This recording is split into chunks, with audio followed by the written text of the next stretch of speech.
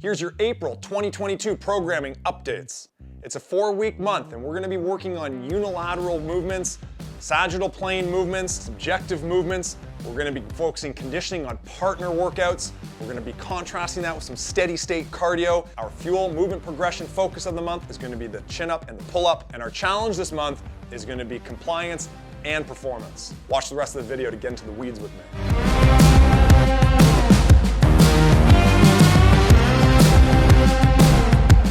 For the strength focus, last month we had 5 weeks. We were working on bilateral movements, the deadlift, the front squat, the hang power clean. We really had a good opportunity to build up some momentum there throughout the week as we progressively overloaded the weight and made sure that you were doing them properly with our progression system. Now we want to balance out some of those imbalances that you may have developed and work on some different planes. So side to side, that's our frontal plane, so that we can work on making weaknesses your strength. We're also going to be supersetting your primary movement with a subjective strength movement. What are subjective strength movements? These are movements that the quality is more important than the quantity. Yes, all movements quality is more important than quantity. However, when we deadlift, you can measure it because you're going from the floor up to a complete position. That's a very definitive standard.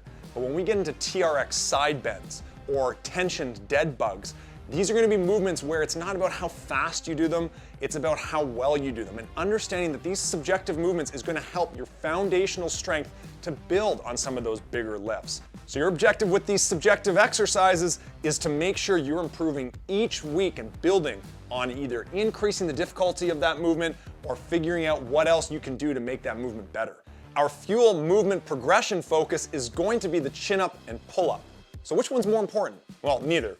Both of them are the pinnacle bodyweight strength exercise. Chin-ups, palms facing towards you, are more accessible because you're able to create more tension with those hands in closer to the body.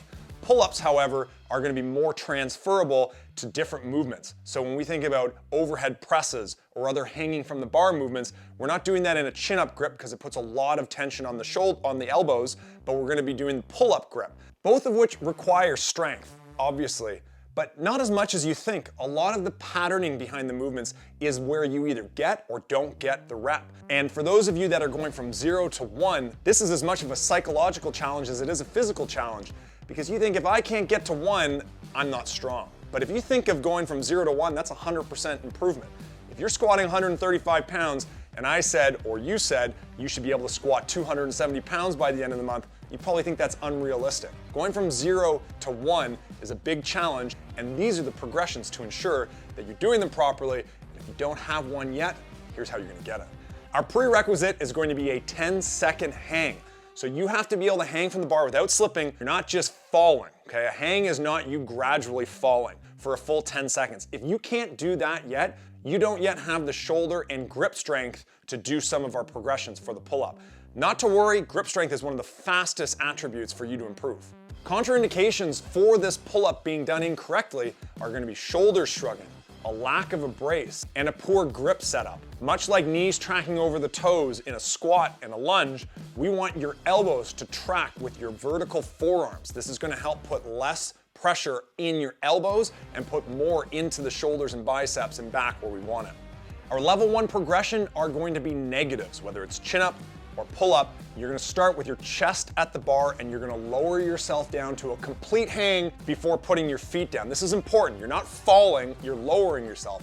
Although it's going to feel like falling the first few times you do it, you're actually getting quite a bit of strength through your grip and through the shoulders and back, because when you are lowering yourself, even though it might feel like falling, you're still using those muscles to slow yourself down. This is why you feel pretty sore after doing negatives, similar to how your hamstrings feel doing Romanians. From there, the subjectivity comes in how controlled is your descent. But it's not about how many reps on these negatives you can do, it's how well you can do them.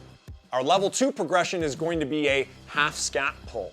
So this is a scat pull with a half pull-up mixed together. This ensures that you first got the grip, then you've got the scat pull-up, then you've got the brace, and then you're going to engage the rest of the body. We're not worried about getting your chin up to the bar just yet. It's getting that movement pattern down. This is one of the biggest faults I see when people aren't able to do pull-ups. And even if they are able to do pull-ups, this is why they're not able to do more. Over the course of the month, you're not able to do a full pull-up yet, don't put a band. A banded pull-up's a completely separate exercise. It's not going to help you. We want you to go through these progressions. Take your time, build up. We're gonna get you to that one chin up first, and then you'll be doing pull-ups.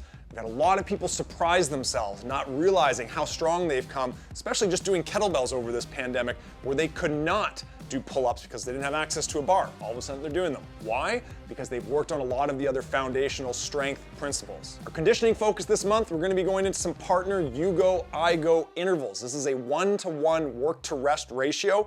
This is like hockey shifts. You've got to go hard to earn that rest. And we're going to contrast that with some steady state cardio. It's actually part of the challenge, but also some of the workouts we're going to do in person.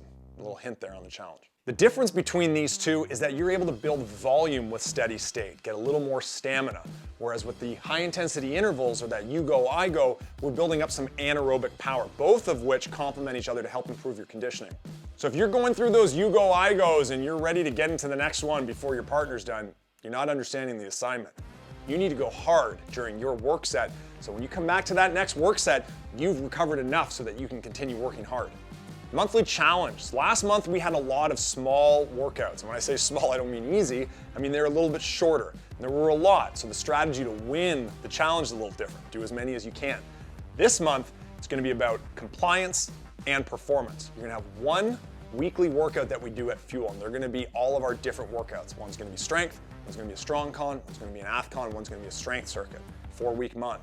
Then there's gonna be a at-home component to this.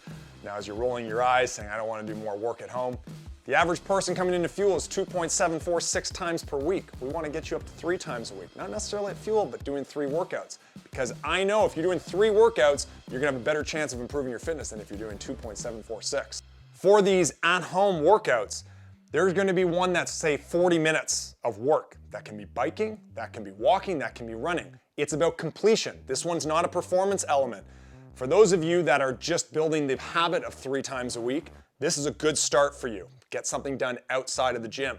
For those of you that are already above 3 workouts a week, this is an opportunity for you to create a performance element behind this. Record this separately on WODUP as, let's say, a 40-minute run. It's about doing the work, and if you want to challenge yourself, then you can track that on WODUP from the performance element. This is also going to be an opportunity for you to build some momentum going into the spring and summer with a good workout routine. If you're getting outside, because you know us soft Torontonians, not quite able to handle some of the winter weather here, at least now you've got an opportunity to do that. Furthermore, when we get into the fall, you've already built up that 3-time-a-week habit. You can carry that momentum. You're going to be going in through the rest of the year with a good workout regime. That wraps up programming for this month. Looking forward to seeing some of you at Fuel when I can bring my pirate leg in. Looking forward to seeing you on the leaderboard. Looking forward to you increasing your 2.746 visits per week, and look forward to you getting better.